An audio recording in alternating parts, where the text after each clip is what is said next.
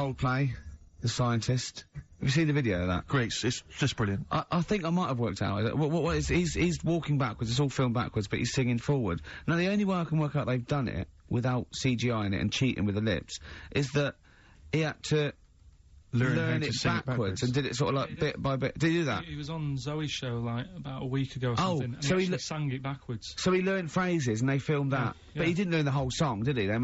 He couldn't possibly have learned the whole song. He must have, like, stopped it and... Don't know.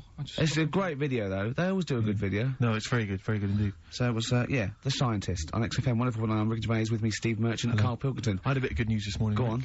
I was on the tube coming down, and, I don't want to sound arrogant, I don't want to sound pushy, but, I was at Green Park, and I'm fairly certain, Rick, it's not 100% corroborated, I'm fairly certain that a woman pinched my arse. So what do you think of that? Yes. There's a lot of pickpockets around Green Park, so be careful. No, my wallet was still there. Really? But even if it wasn't, you know, that would have been money well spent. But but the wallet was still there, so what do you think of them apples? Eh? So what did she just pinch your arse? I can't confirm it at this stage, exactly what happened, but it certainly felt like a pinch. I looked round, there was a woman behind me. Right. She was fairly old. I think she's probably in her mid-30s. Right. Kind of reddish hair. Right. I don't know if she's listening. Right. But, she knows where I am. And, so I don't know how to proceed, really, Rick. I don't know if it's worth putting up some posters around the Green Park area. Well, what you could just to try and corroborate it. Well, if you saw a woman pinch the lanky guy's arse, no, please you could probably get in, contact with British Rail and go back over their CCTV CCTV cameras, yeah. And then they could probably zoom in and, you know, so identifying sort of birthmarks, or she might have been holding something. Then I could hire a private eye.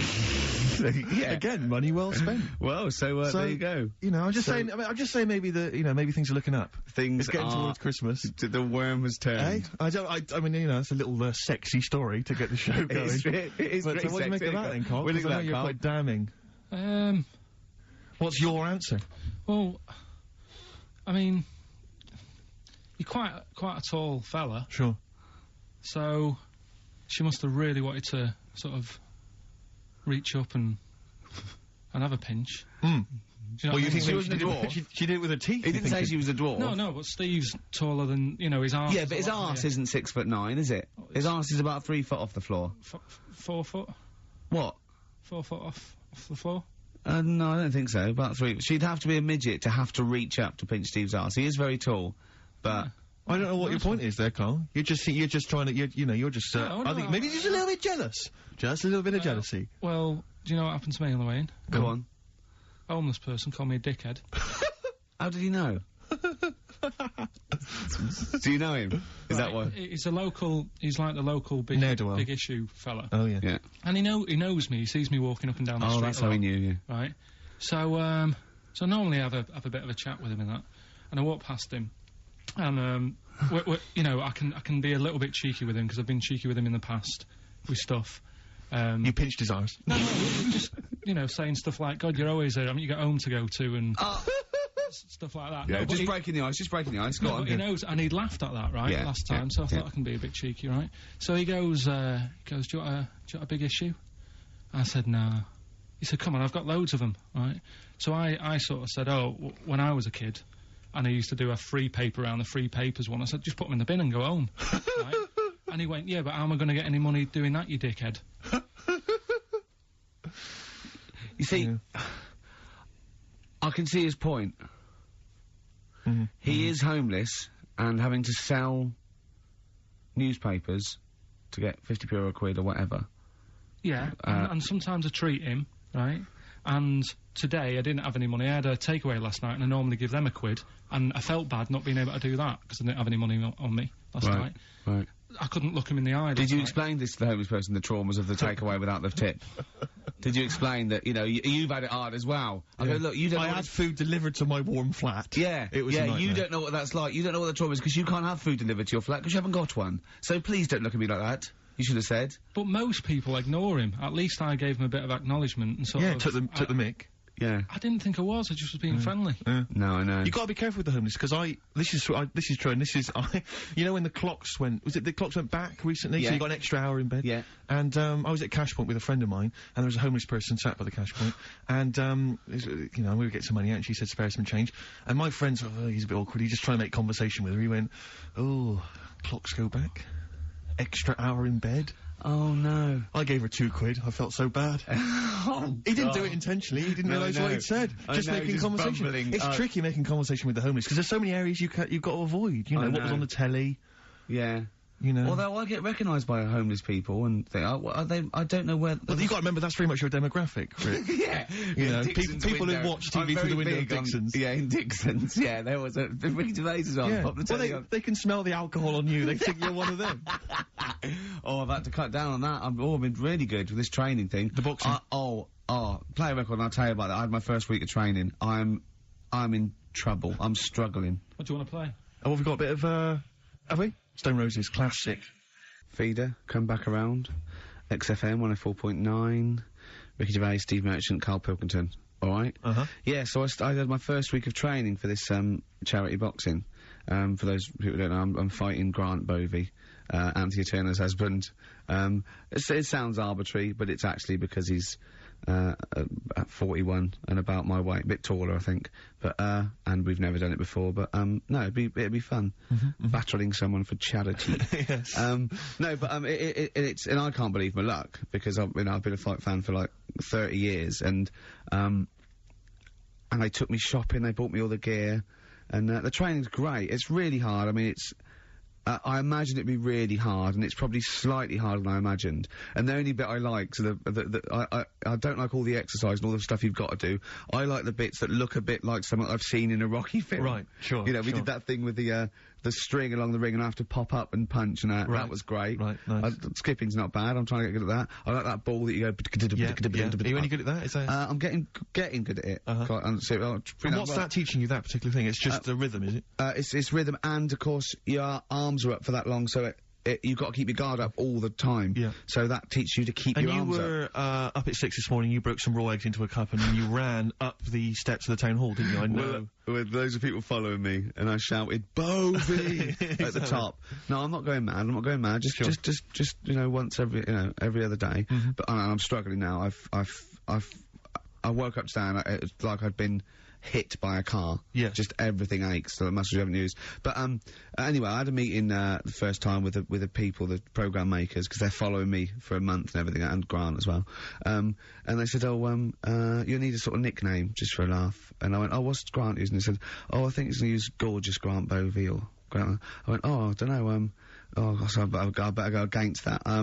What about, Ricky Gervais? Yeah. Right? Yeah. And, yeah, so, anyway, I had a freaking with Frank Maloney meeting the next day, and, it's sort of like, you know, you've got to do this nickname, and the bloke said, we checked out that name, you can't call yourself Jippo. I went, well, of course I can't, I was joking. He went, well, I said, well, it's racist, I was joking, I was making a joke about me, and he went, I don't know. And then, I went down to get the, buy all the gear from this shop. They'd have the dressing gown made? Yeah. And I was picking all the stuff, I was going, look, that's like Naz wore. Oh, look, that's like Ali wore in the... And I'm going, I'll have that, picking all the gear and everything. And, there was a couple of boxers down there, sort of like looking at me, thinking, who's that fat bloke taking up boxing at 40?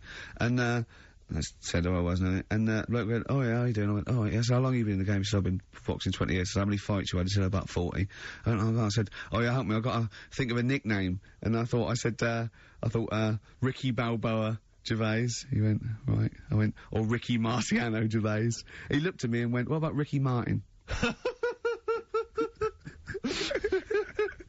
Oh dear. Absolutely justified. Yeah, I'm not respected yet in the boxing world. No, sure. But I mean, it's only a matter of time. Once they see you fight, Rick, everything's gonna change. So have you actually punched anyone yet? Have you actually? No, I haven't punched person. I've punched pads, and I've punched the bag, and I've sort of sparred and that. I know you're gonna get a chance to punch. Well, as I suspected, my punching power's alright, but my fitness is. I mean, it felt like I was smoking. Yeah. You know, but there's bits of lung that haven't had oxygen in them for 20 years. Yeah. And it's ridiculous. And also because it's not only it's being filmed, but there's other fighters there that are ridiculous. They're like machines, right? And it's that thing. I can go right. I can come out on top, but die now of a heart attack, but never give up. Or I can sit down and go, I'm sorry, I feel ill, and I chose that one. And of course, they took the mick. Well, of course. But I mean, you know, soon.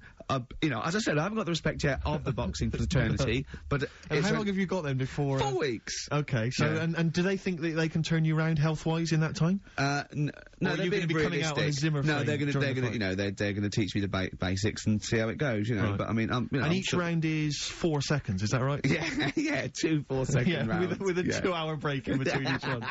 A sit-down meal. So give the number. I want serious suggestions of my fighting name. Nothing insulting. Something we can actually use. Well, let's give out the email. BBC. That's always the easiest. Ricky.Gervais at xfm.co.uk. What's the number, Karl?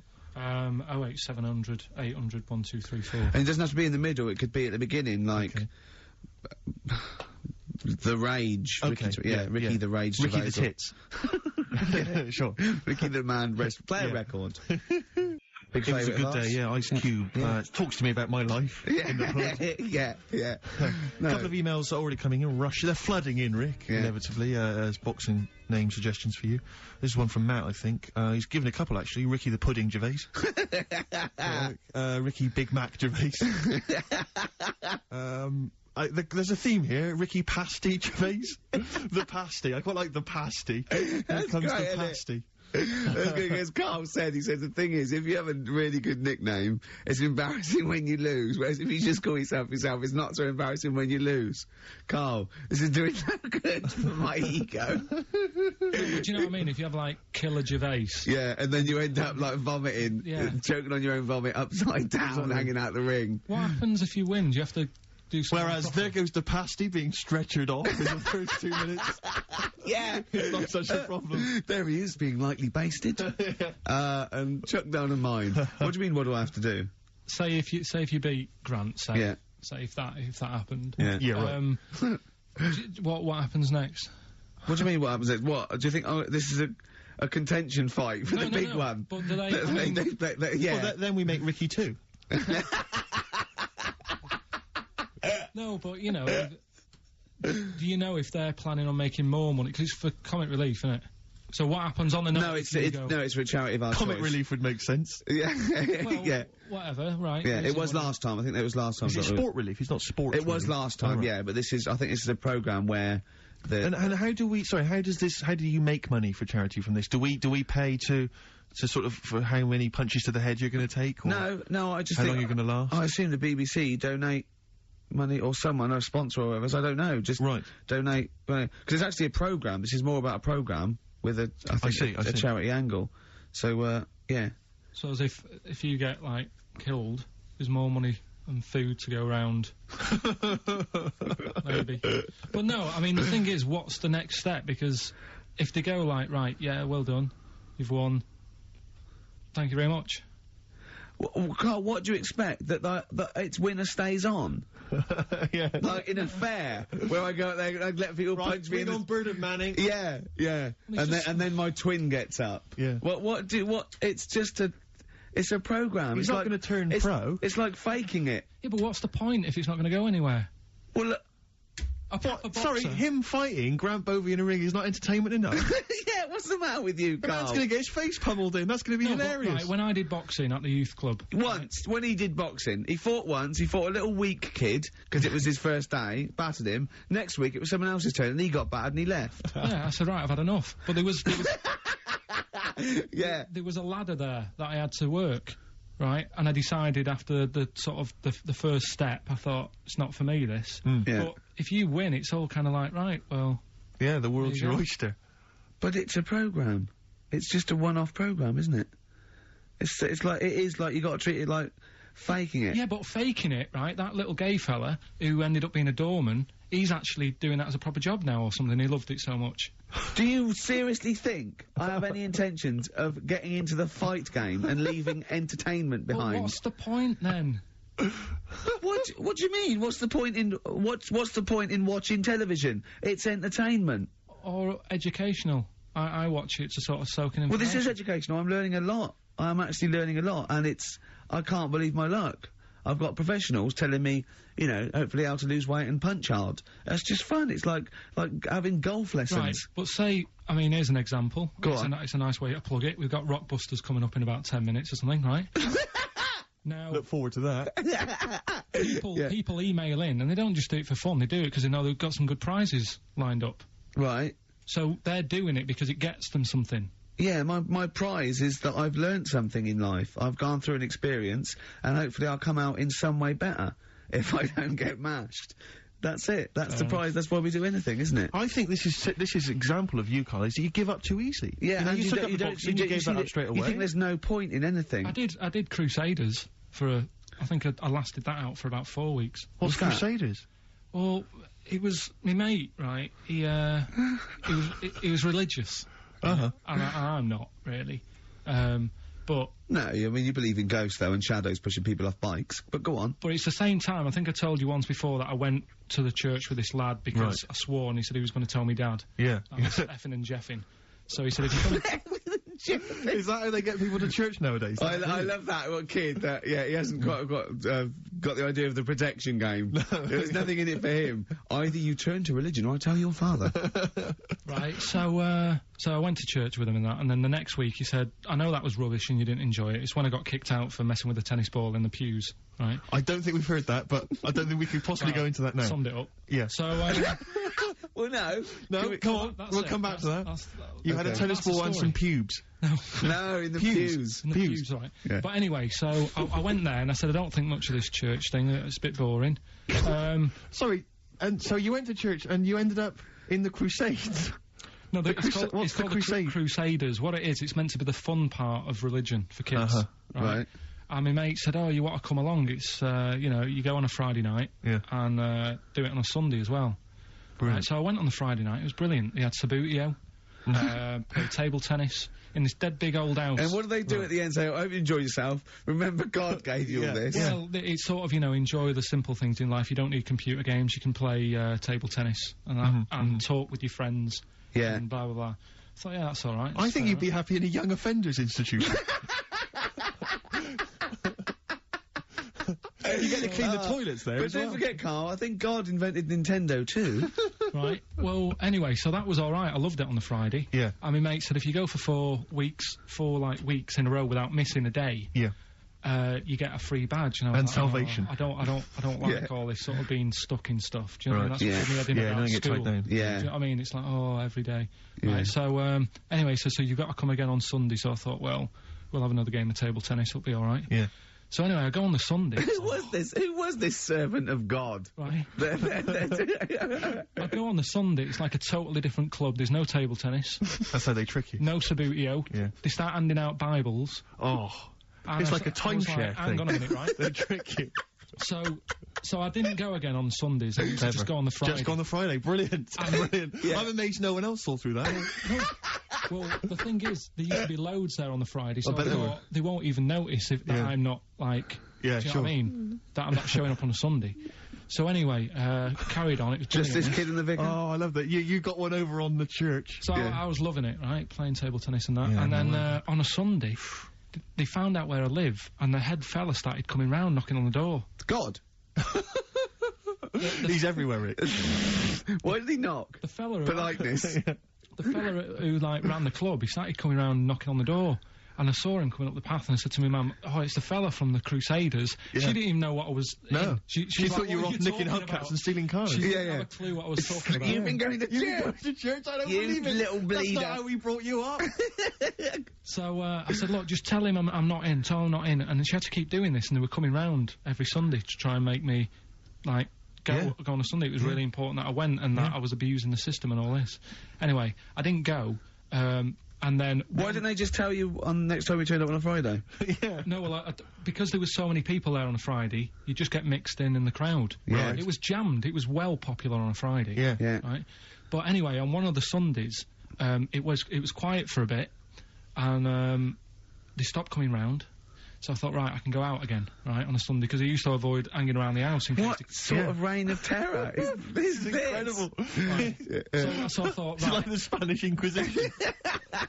So I thought, great, they forgot about me. Everything, I can carry on in sort of normal life now. Yeah. And I was playing out in the avenue. Fella comes round. And he goes, there you are. You know, you're always busy on a Sunday. You enjoy Fridays and that, don't you? I was like, yeah. He goes, well, come on, you've got to come with me. And I couldn't get out of it. No. Do you know what I mean? It's like, what could I say? Charlie says. Right? Yeah. So, anyway, he nearly killed me in a car crash. So that was the excuse I used next time. He had a Mini, right? And he was driving us there, and he hit the curb, nearly sort of turned over the Mini. Right? There was like 3 of us in the back. So I said... Is that a record? So... Next time, he came round to pick us up, I said, look, really enjoyed it and that. I said, but ever since that journey, I really, you know, I don't want to get in the car with you again because it scared me a bit. And I said, all right then, I didn't have to go again. That's all right, isn't it? That's extraordinary. Yeah. He almost killed you in a car crash. It's a parable. Thank God no one was hurt. Yeah. I remember that... Your life moves in incredible ways. Yeah. Rather like God. Yeah. So, they're probably round there now, aren't they? Going, is he coming tomorrow? What we got? Well, are we talking about the prizes next? Well, let's talk about the prizes. We've got the big game Rockbusters coming your way soon, Rick. I know you're excited about that. And is there more Educating Ricky this week? Have you got that planned? There is. We are struggling on that feature a bit now because I feel like we've covered a lot of topics. Yeah, I know. Well, I know about hairy Chinese kids and deaf people that hit their head and can hear again. Sure. So I don't think there's lots more to learn in life. And the amazing Karl Pilkington.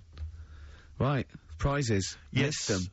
Rockbusters. Yeah. It's one of the big exciting quiz shows, and this may be one of your last chances to play. There's rumours that it's going to get ditched, Rick.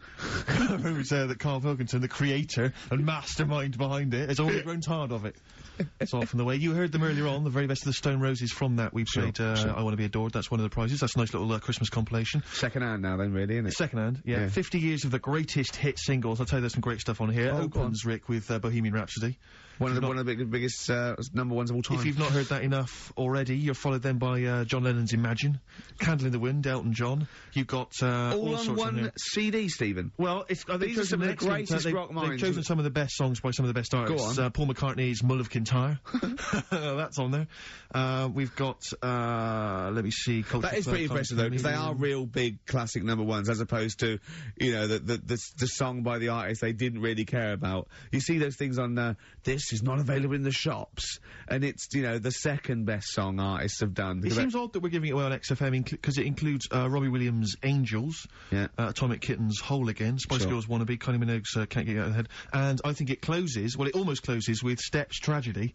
That's the penultimate track. It ends though, any ideas? It's a big hit single. But did they know it's Christmas? Band-Aid. Perfect for your Christmas party. Sure. We've also got the Groove Armada current album. Is that from there? Yeah. And signed by the man himself, the Big Beach Boutique DVD, Fatboy Slim's concert on that Brighton beach. And there's all kinds of treats on there. And includes an audio commentary by Norman Cook. I don't know how that works. 3 hours of him going, this is where the needle almost jumps. Watch this for this. I did a little bit of scratching. I'm not very good at scratching, but just look forward to that. I'm putting a different track. You'll see me there. Yeah. There's the crowd loving it. Here's me. I'm just waiting. This is where I go from Conga Squad to Basement Jacks. Yeah. Look forward to that. That's one of mine. I'll pop on what you see there. I've got Praise You ready. Yeah, I just got that. That was slightly dusty. I just had to wipe that down with a damp rag. Yeah. So we look forward to that. Plus, I suppose this is good if you're a fan. This is a box set of the first series of Linda Green. I think a new series starts this week or has already started. I'll tell you what I found when I was clearing up, Rick, because I know there's not a big movie this week. We normally give away a big movie. I was moving house this week and I found a video that you're more than welcome to if you're a fan. No, it stars Kurt Russell. Executive Decision. I've got that to give away if you're interested. Executive Decision with Steven Seagal in a cameo as well. So I think it's on TV this week, Rick. So if you miss it this coming Friday, you don't tape it this Friday. Well, here it is on video. Bring it in because I think Karl's excited about that. I think Karl would like to win that, wouldn't you? Great prizes there. How about if you come up with an extra Rockbusters today? For the bonus prize. I don't think I'm the man for the job, Karl. I think it has to come from your unique take on the world. Karl, I don't think you've quite worked out why you're funny and why things you do are good. Go on then. Right, you ready then? So, just in case you haven't heard it before, I'll give you some initials of a band or an artist. We're not doing Rockbusters now, are we? Yeah, I thought, well, we've just... Oh, then we keep that going, then we got... Well, I love Educating Ricky, that's my favourite thing now. Well, what do you want to do, Steve? Let's hear the clues. It's just like it's sort of bigged up the prizes. And so this is only by email. Give the email address out now for people to write it down now, Karl. Right, it's ricky.gervais@xfm.co.uk. ricky.gervais@xfm.co.uk. Only entries on email. Yeah. You're gonna get 3 clues. You've got to get them all right.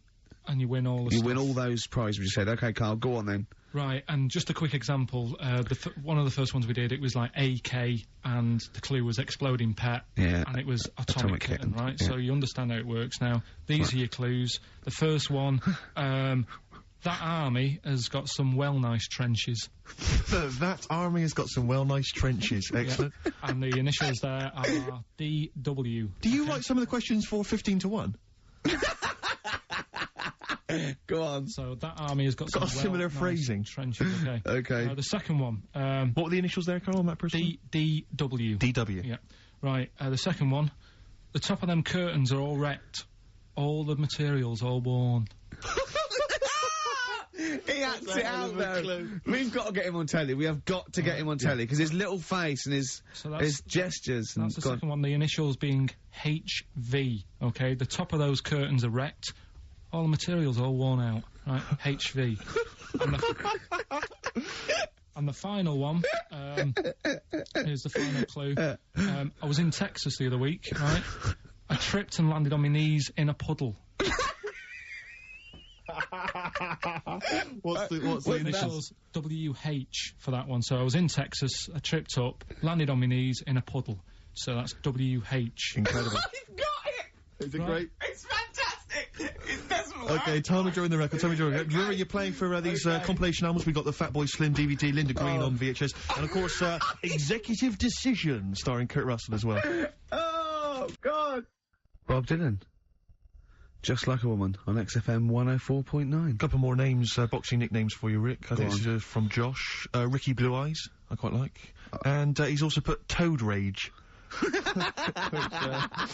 which I quite like. I'll tell you, our #1 fan has emailed again, I'm pleased to announce. Who? Richard Anderson, Dickie Anderson. He was in touch last week. Anders is back. He loves this show. He's such a fan of the show. And this week he's emailed in, what actually is the point of your show? Is it to confuse, irritate, depress, or what? All of those things, Dickie. Thanks for noticing. Oh, he loves this show. He's such a fan. He's such a fan. He's because last week, you remember, Karl, he emailed in to say that he'd rather spend his time counting his feet than listen to this show. Presumably he's done that. Yeah. And he's decided to email in. Wonder how many feet. Incredible. Yeah. No, but he loves this show. Good, yeah. So, thanks, R.A. Thanks for listening. See you later. See Elliot. Work it on XFM 104.9. Ricky Gervais, Steve Merchant, Karl Pilkington. Educating Ricky? Yeah. Should I do a bit of that? Well, the clues are coming in furious. The answers, I should say. Yeah. So go on then. Oh, this is what... Yeah, Rockbusters is well underway, Karl. Don't worry, you've done your work now. Okay. Right, come on. Right, Educating Ricky. This is my favourite bit now. You're just going to tease us, aren't you, with 3 headlines, if you And I'm going to choose one, then we got the other 2 as well. Yeah, that's the way it works, and at the end of it, you learn some stuff. Like I say, I'm struggling a bit with knowledge. Yeah. At last he confesses. Yeah, go on. So the 3 headlines for you to pick from, we've got, first one, we'll have a big fire tomorrow. I got a feeling there's some vegetables involved. Yeah, go on. Maybe. Second one, he's a bit of a nuisance. Okay. Right. And third one, I'll bacon in the morning if you're sick of having me here. Oh, that one. I'll bacon in the morning if you're sick of having me here. Right, I'm having that one. That's brilliant. Right, well, it's a saying. Do you know cold shoulder? Giving someone the cold shoulder? Yeah. Alright, if you have someone round at your house and you know, you try to get rid of them and they're hanging around and stuff and you're like, oh, I wish they'd go, I'm tired and that. Well, years ago... when? Literally years ago. Well, ages ago. Sort of, olden times. I think it said medieval times. Yonks ago, then. Yonks ago. Yeah, medieval, We're going back quite a bit on this one. You know when you find out these books, why don't you just pop down when it was? Just make a note. I don't think it says all the time. It just sort of says, you know, a few years back. Yeah. No, it doesn't. Well, never. Alright, I'll make an effort next week. Okay. Right? So, it's annoying that, because my girlfriend said to me, just make a note at the time and they'll stop having a go at you. Yeah. Yeah? And I kind of thought, it's alright. Didn't listen? I don't think it matters anyway in this one. We're looking at the saying, right? So it's giving someone a cold shoulder, right? And what it is, right, ages ago, there wasn't enough houses for people. Right. Because there wasn't much money being made. You know, there weren't big businesses. People weren't earning good money like they are now. So there wasn't as many houses, right? So what you ended up getting is like, you know, the rich people having a nice place to live. And the poor people were like wandering about, you know, looking for places to live and that. And what they ended up doing is they had like, people would go around to the mate's house and say, look, I haven't got anywhere to live. It's a bit cold. Can you let me stay? Right? So they'd go, oh, all right, then you can stay a couple of days. But they ended up staying for like weeks. Yeah. Right? So to sort of get rid of them, what they'd end up doing, they'd be making the dinner, and they'd be making a lovely dinner, like a bit of meat, nice warm meat, and nice veg, gravy. And this happened every time, did it? It This is where the saying came from. This is what happened, Rick. This is happened every time. It was in that vague book. The book of vague sayings and stuff.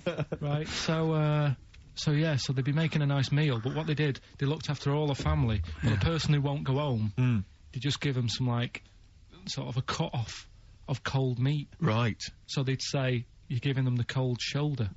Meaning... Right. Okay, that's rubbish. Okay, absolute... Karl, why does that necessarily work? Yeah. Why do they always, in every situation when you want to get rid of a lodger, well, still feed him every day, but make the meat lukewarm. So they always leave then. Yeah. Oh, this food's lukewarm. I'm gonna become homeless and again, they go, wandering the streets. Hold on, are you giving me the cold shoulder? Yes. Do you want me to leave? Yes, just say leaving. No, I like to do it cryptically. That way, in years to come, someone will have a little saying about it. Well, anyway, that was our bacon in the morning. If you've had enough of meat, we'll leave that. Well, bacon in the morning! Oh, bacon in the morning if you've had enough of me! So come back. What are the others? Just tease us again with the others. We'll come back to those. He's a bit of a nuisance, and we'll have a big fire tomorrow. Nice, looking forward to that. Nirvana, in their version of The Man Who Sold the World, the David Bowie tune. It's good. Good tune. Taken from that new Nirvana compilation. I like that version, I like the David Bowie version. You can't decide, can you, Rick? You're torn. In fact, I like the Lulu version as well. Is there a Lulu version? Maybe we should play that one week. Yeah. Was this recorded, what, in the 70s? I think she recorded it about the same time as David Bowie. I don't know if he released it as a single. I think it was just on... off the album. Interesting. Karl is... studying. Okay, what's the next one? What's the educating Ricky? I don't know, see, like I say, I was looking around and there's stuff that is interesting, right? I was looking on the web. But there's no point. Well, it's just that I found one about, what's the point? About a lad who, 8 years old, but he's still breastfed. Now, I don't know if you can get anything out of that. Is that what his mum said?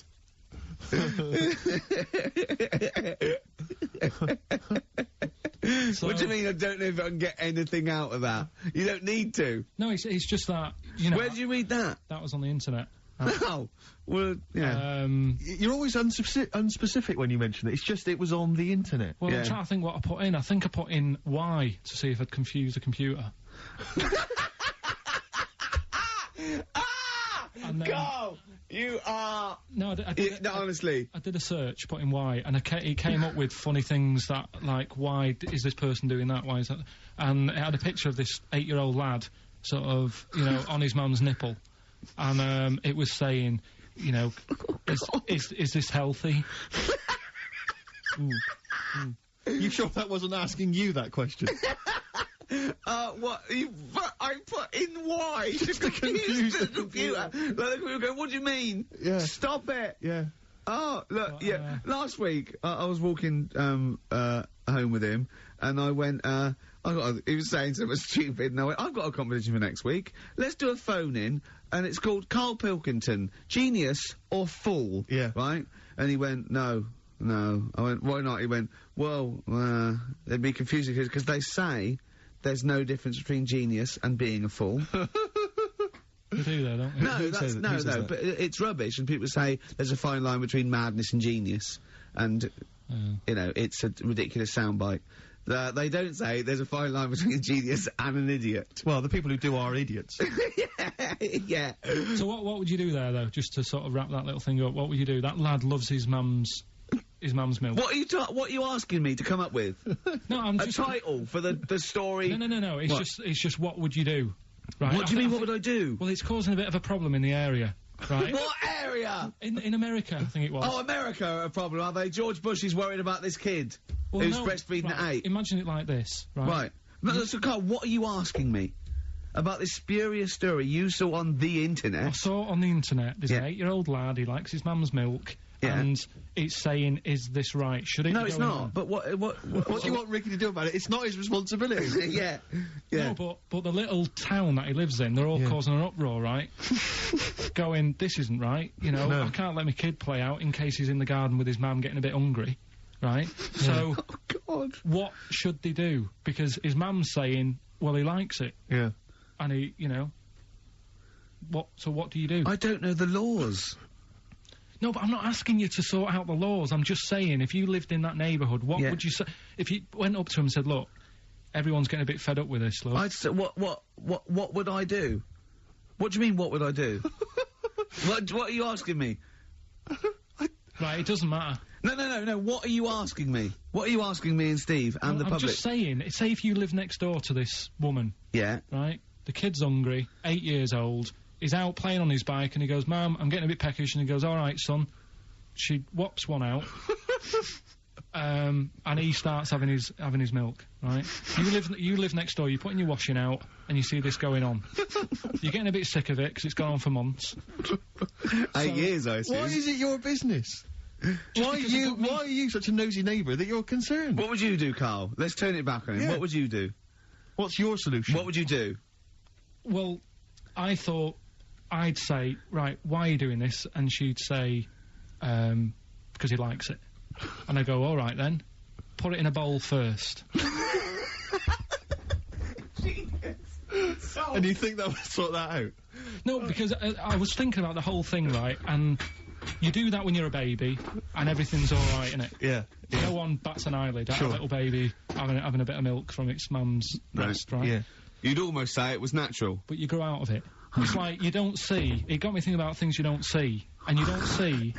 Did you put this into a computer? Show me things you don't see. What else don't you see? Well, you don't see, like, an old man having a Twix. You never...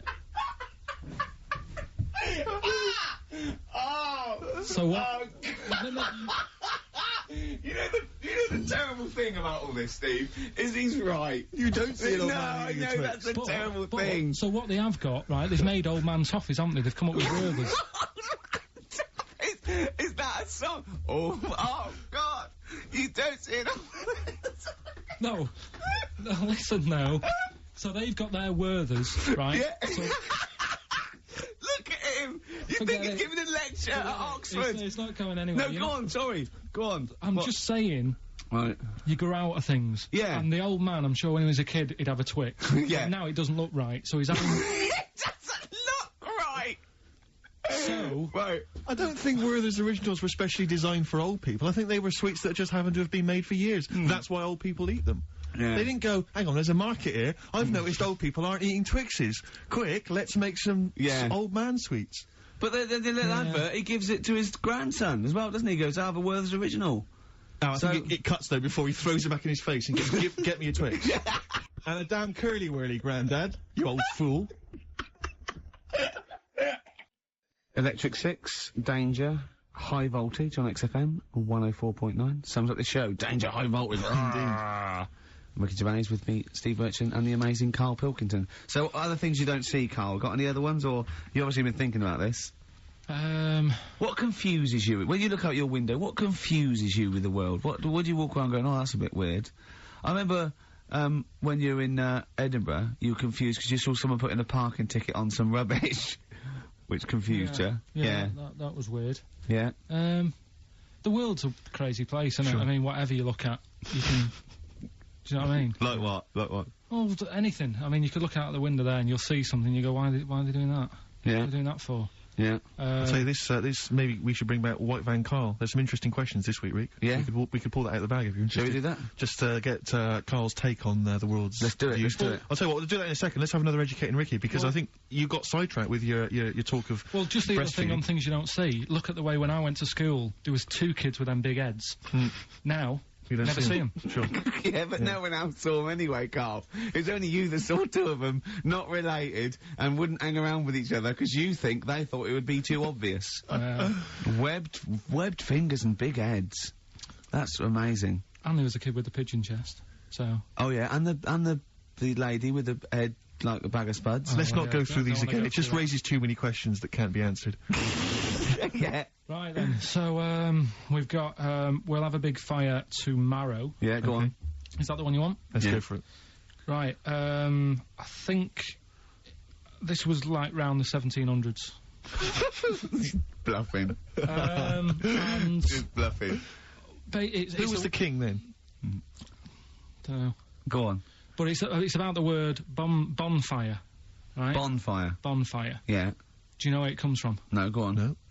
Right, what happened is it's got nothing to do with Guy Fawkes and that, which is what I thought when I saw it. It's got nothing to do with that. But ages ago, at 1700s, Yeah. right, they didn't have enough houses, like I mentioned. Okay. Yeah. So if that happens, you get people living on the streets. You get diseases, people aren't cleaning properly. So you get more deaths. All right? Yeah. So think about it. You've got all these dead bodies lying around. They're running out of space because there's like, I don't know why they're running out of space, but okay. they haven't got much. I don't know why really. I was going to say they should have just buried them, but there's probably more land back then than now. He doesn't need anyone else in the room to have a conversation with himself. Yeah, we could leave and we'd come back and he'd go, I've sorted it. Yeah. But anyway, for some reason, They presumably, if it's going to be they burnt them, it's presumably to do that it also kills the parasite or whatever's carrying the parasite on them, as opposed to burying them and not killing the disease. Well, yeah. So that. There you go. You've worked it out. They piled them up and they turned it into a celebration because there was a lot of fed up people at that time. Is this to be the word bon, meaning good? No. I'll tell you in a minute. Go on. So you've got all these people who are like going around and like, oh, you know, so and so died the other day, and you know, nearly every week someone they knew was dying. Yeah. So you can imagine like just constant like being depressed. So and they've got all these bodies lying everywhere. It's like, oh God, what are we going to do? So they said, we're all too fed up at the moment. Said, let's make this a better world. This was 1701 by the time they got together. Yeah. So they said, what we need to do is have a big party. So they said, yeah. Good thinking. See what you're thinking. So they go, right, well, we'll put all the bodies in a big pile. And they're all diseased and that, so they set fire to the bodies. And they said, let's have this as a celebration to remember them by. And, you know, we'll have a drink and that, and have a chat. We'll have this big fire going, and it came from bone fire. Ah, right. So it was all the bones. Bonfire is bone fire. Yeah. Excellent. Yeah? That's interesting. So that's how it came about. Yeah, in the 1700s. Yeah. That was? No, probably, I reckon it was 1600. Probably earlier. I reckon it was the plague. I reckon it came from. But, interesting stuff. Interesting stuff. So that's, Did you celebrate Bonfire Night? Is that a big celebration for you? No. Do you like the fireworks? I'm sick of fireworks. I just think they're rubbish.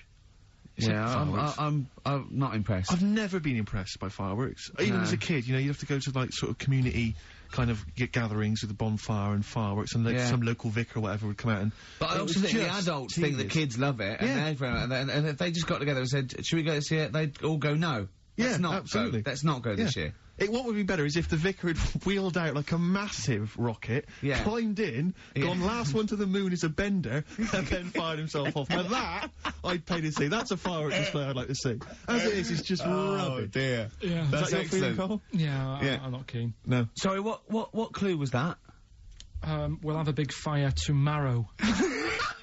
Bone marrow. Bone marrow. Genius. Let's play the record. Oh, God! Oh, right, what's this? Go on. What? Go on, just get on with it, because I just can't believe what you just said. What we're doing? Are we, final one? Yeah. Right, the last one, like I said... No. Say the record. Say the record you played. Go on. This is free association. Yeah, brilliant, I right? wish I would not. Yeah, and what did you just say to me just before this was ending? He just looked over at me and went, "Are there any animals without a brain?" No, but hang on a minute. No, right. And I went, "Yeah, there's animals that..." He went, "I was going to talk about this, but it's sad. There's a lad born without a brain, and he laughs a lot, and his hearing and his sight's okay." I'll go, "Well, that's impossible. If he's without a brain, all that is impossible." And he went, "Well, it was in the magazine." No, it was in a book that somebody sent. Right. And I didn't want to bring it up because it is a bit sad, really. That this, young lad, there's a picture of him sat there with his mum, and... Karl! Well, Karl! Forget it. It's impossible. Well, there must have been more to the story, He Karl. can't not have a brain. Hearing and sight is a concept within the brain. That's all it is, right? Yeah. The ears are just receptacles. They're just... Yeah. So... But that's why it was in this book. It was a book of mysteries. Karl, if you're reading a book and you see a photo and you guess at what you think the story might be, that doesn't make it true. That doesn't make it fact. I looked at it because I thought he looks like an happy lad. Sure. And I read about it and I thought, that's weird. Like you've said, the fact that he hasn't got a brain but he can see and he can hear. No! Impossible! Impossible. Okay. Go on. I don't know who to believe. Listen, we haven't done it for a while. White Van Man. I thought there's some interesting questions raised today, and I think it might be nice to just throw them Karl's I think direction. we've set Karl up again in the last hour as a person that people want to know his opinions on the world. If you're not familiar with it, on Saturdays, the Sun newspaper asks a typical white van driver questions his opinions on the week's news, and we thought we'd throw these in the direction of Karl. And then, what do you make of this teenage thug, Karl, Mickey Carroll, who spent 4 months in jail and he's won 9.7 million on the lottery? Is that justice? When you think of all the good people that are going hungry, and there's a lad there and he's won. Did he buy the ticket before he went in? No, I think he bought it once he'd come out. So he's done his time. He's done his time. Fair enough. Then he's been punished. Yeah. Right. He's bought a ticket. He's had a lot of bad luck. Now he's having a bit of good luck. Right, next one. Are you concerned that now he's got all that money he could turn into like a sort of mastermind villain? Like a James Bond style villain? He's got a criminal streak, we know that. Is that a concern for you? I mean, imagine that he could build some kind of underwater fortress. We don't, with my lawyer's hat on, we don't know that. Yeah, well. Well, he'd have to prove that he didn't have a criminal streak. I'd say you've been in jail for 4 months. Yeah, well, sometimes people are bad because they haven't got any money, so he might be an angel of gold now, or whatever the saying is. 1 in 5 children aged between 11 and 16 go on booze binge sessions at least once a week. That's terrifying news, isn't it? Kids, they know too much now. Yeah. You compared to you, despair. No, right? Listen to this one, right? Go on. My dad had me niece in the car, right, running her to school one day, and she was in the back of the car with a mate, and they were chatting away about stuff like kids do. And they got onto the topic of one of the mates, who they said, I mean, you've got to remember, my niece, this point, was probably about 5 or 6, something like that, right? In the back of the car, talking about My Little Pony, whatever it is they play with. Subject changed. Oh, that Lisa in our class, she's a lesbian, isn't she? Right. That's what they were talking about. Yeah. Chatting away about it. Just openly talking about lesbianism. And probably, this is the topic that they're talking about in the pub when they're having one. Out drinking. Yeah, but they might have thought a lesbian was a funny word or something. You don't necessarily know the ins and outs of it, do they? It's weird though, isn't it? Because when I was younger at school, you didn't you swore a little bit, but it wasn't like major swear words, and you sort of did a little bit of nicking, but nothing like they get up to now. I mean, my girlfriend, when she was about 7 or 8, she was walking to school with her mum, and she called her a C-U-N. Right? You are joking. No, she said, because she thought it was she said she thought it was a big furry animal. So she was being nice, and I remember, where'd you do that? Where'd you do that? Like, just heard it at school. So they might not know what it means. Well, I tell you, I'm gonna have to use kind of euphemisms here to tell this story, but when I was at school, I learned, the stronger version, it's not the same word, but it's very similar with one letter changed. I'm gonna use twit. Yeah. You know the word I'm thinking of? Yeah. But I'm going to use the word twit to replace it, right? And I went round... Do you think they're twat? Yeah. That's what I'm thinking of. And, so can I say it? Am I allowed to say it? No, it's weird, though, because some people from Cornwall use that like saying twit. So, if people listen in Cornwall... Do you know a twit is a pregnant goldfish? Well... Well, I learned the stronger version of twit. Yeah. Twat. For those that aren't sure. I learned this at school when I was like 10 or whatever, and I didn't know what it meant. I thought it was just a stronger version of twit. Yeah. I thought it was just if you were really annoyed with someone because they were a real twit. Because I is worse than I. Exactly, apparently. So, you know, Karl would be a twit. And, Yeah. And so I started using this at home, because I didn't realise what it meant. I started using this at home, oh, you twit, you're a twit, and saying it to my dad, you're a twit, you know, but not saying twit. Yeah. And my dad didn't know what it meant either. That's great! I couldn't believe. So he started using it as well, right? So then we'd be driving in the car, he'd be saying to my mum, you stupid twit. Say to my mum, you don't pull over, you're gonna bum it, you twat. Saying this. Then I learned at school from Mark Johnson what it really meant. Yeah. Stopped using it, obviously finding out it was quite an offensive word. Yeah. I didn't want to bring it up to my dad. I didn't want to sit my dad down and say, Dad, you know that word we've been saying? Yeah. You know what it means? So now, to this day, I've never brought it out with him. So we'll be driving, you know, I go home for Christmas, we'll be driving around, he'll be calling my mum that word. Left, right and centre. I think she knows. I think she's just embarrassed. Or she's just upset and she knows what it means. She goes, why does he keep calling me this terrible word? But he's the only one, I think, in our family who doesn't know what it means. No one's got the guts to say. I don't know whether I should tell him this Christmas. What a twat. I know.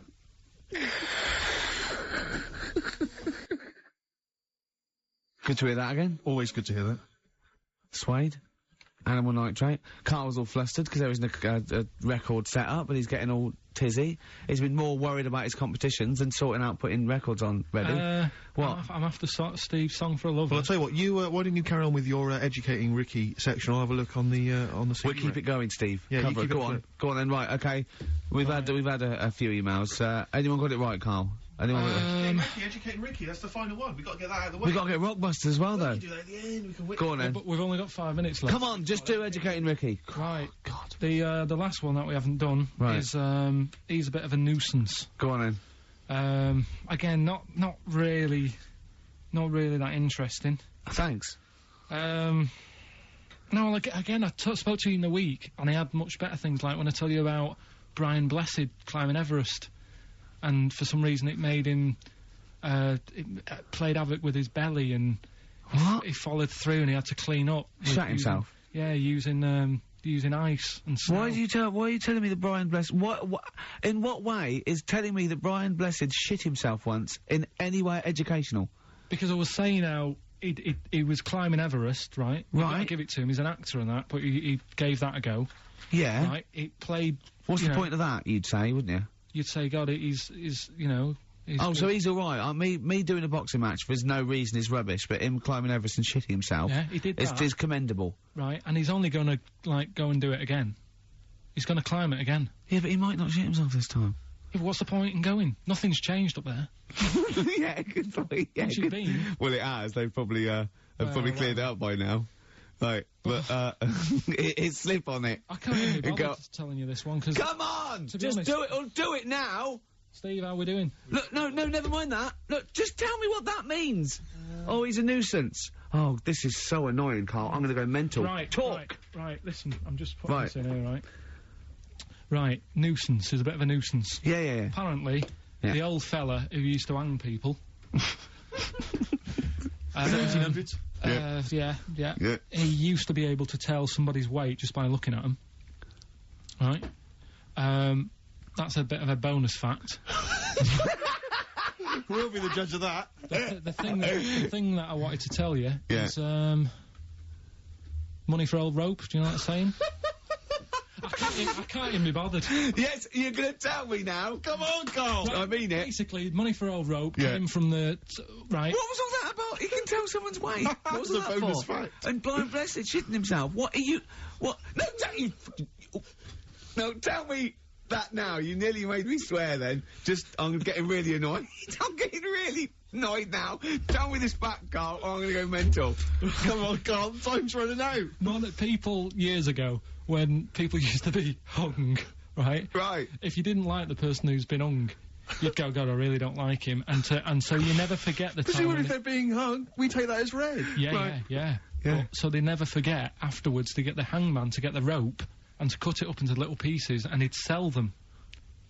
He'd sell the little pieces of rope to people. See, Karl, that's the most interesting thing, if it's true, that you've come up with. Right, okay. And so what's... So they sell the rope.